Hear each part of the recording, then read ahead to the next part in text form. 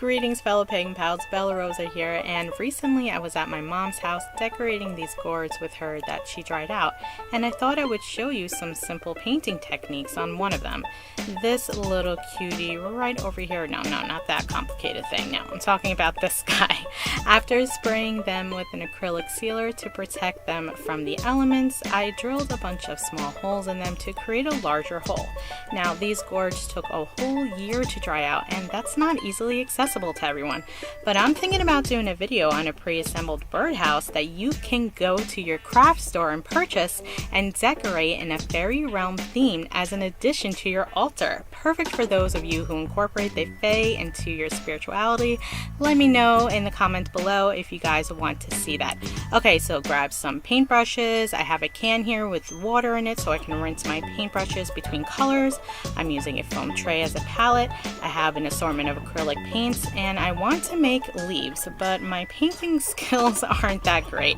So first I practice some leaf-like shapes on some scrap paper.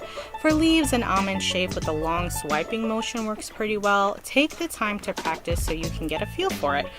And any mistakes I make, I can just easily wipe away with some paper towels. Perfection here is not the key. The odd shapes and inaccuracies in the end actually make for a really beautiful piece. Now the trick to making it look like you're doing a good job is shading, and that's accomplished with white paint. Take white paint and green shades and then partially mix them together. Then paint them on one side of your leaves with a simple swiping motion. You want those streaks of unmixed color to add depth and texture to your leaves. So don't overmix the colors. The method here is just dabbing in one color, dabbing in the next color, and then applying the paint. Once you've got all your leaves on, it's time to incorporate some flowers using some pretty pastel paints. And again, I'm practicing this first before painting on my final piece.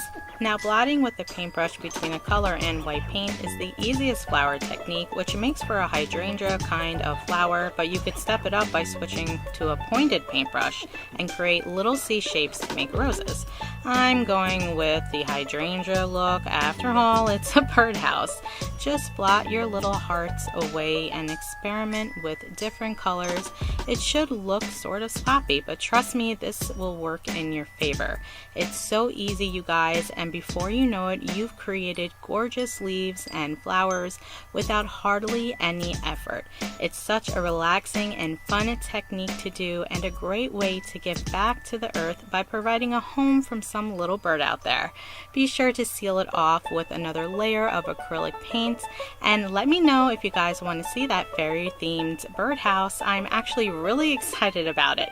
Subscribe now, become a pagan pal, like up this video, and I'll see you next time for another episode of My Pagan Pal Crafts and such. Bye!